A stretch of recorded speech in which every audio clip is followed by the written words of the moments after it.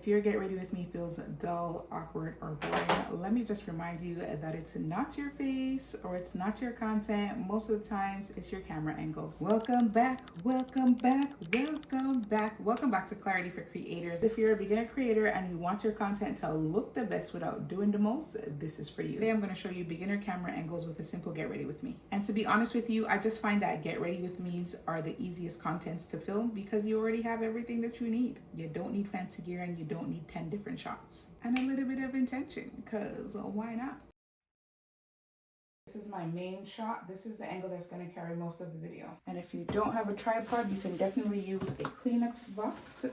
So I just took some toilet paper just to make sure that the phone is steady. Then of course you would just angle the Kleenex box to the shot that you need. You can definitely use your makeup bag. Here we go. And basically, there you go. You would just position your makeup bag the way you needed it to catch your shot. And you can definitely use tape if you need to, just to make sure that the phone is actually stabilized. The most important thing that I forgot to mention is please make sure that your phone is not next to any water. If you're filming your get ready in the bathroom, make sure that your phone is secure. A dirty lens is going to have your footage looking soft and people are going to think your lighting is bad when all it was is that the camera lens needed to be white.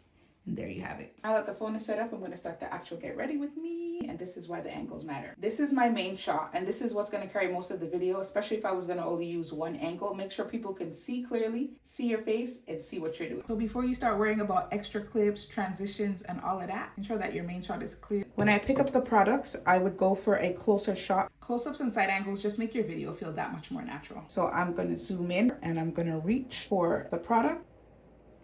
And of course, now I need to film me putting them down. Now we're gonna get the shot of setting down the products. So make sure that they can see the products in clean view. Of course, if you have any little accessories or things like that, maybe you want to get a shot of you tying your hair. And I definitely don't want you feeling overwhelmed thinking, oh my God, I need to do all these different angles. No, one or two support angles is good enough for the video. So all I did was lower the tripod to the point where you can see the faucet. You're going to be able to see my hands. You still have the products in plain view. Basically, I'm going to grab my product. So I'm going to be drying my face off with the Clean Skin Club. I love these.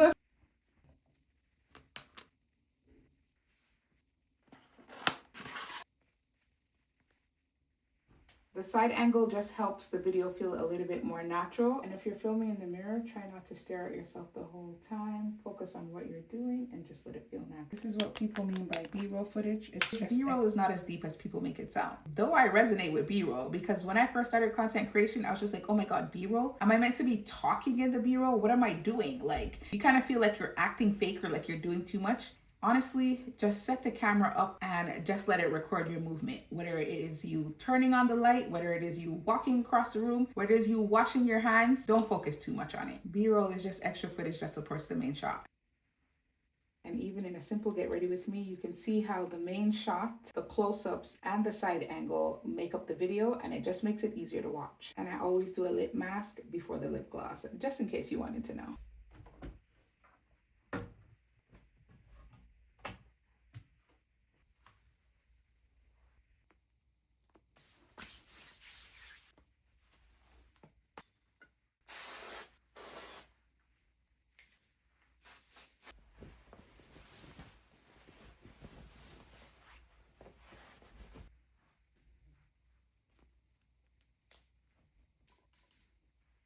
And there you have it, the simple get ready with me.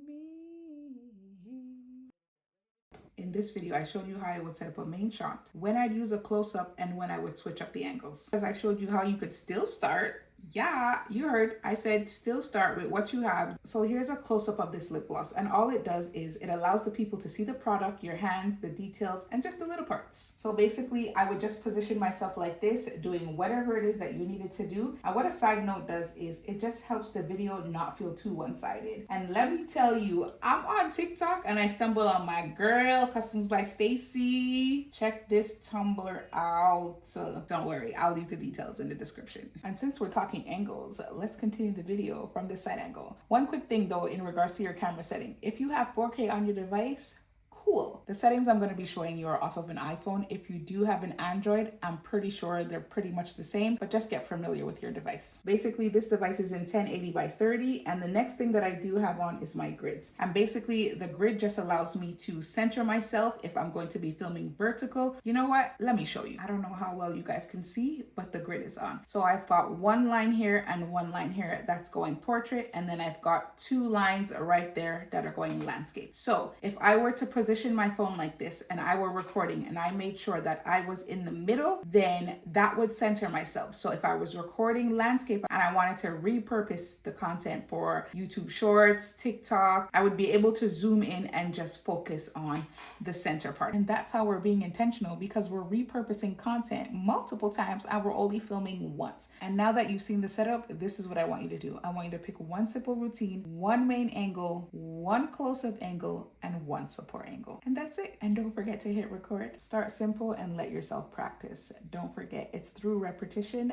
that we build confidence and that we build habit. In the previous video, I touched on editing apps. After you filmed it, just choose one beginner-friendly editing app, an app that is easy for you to learn, one that's going to have you feeling comfortable, and then we'll just build momentum from there. And right now, it's progression over perfection, so just make sure that whatever you do, it's one that you could actually use. Better content doesn't always mean better gear. Sometimes all it takes is better angles and a setup that makes sense. Use what you already have, keep it simple, and make the shot work for you. If you'd like part 2 to be simple lighting and phone setup for beginner creators, let me know. Thank you so much for joining me on another episode of Clarity for Creators. Don't forget to like, comment, and subscribe, and I'll see you in the next one. Bye!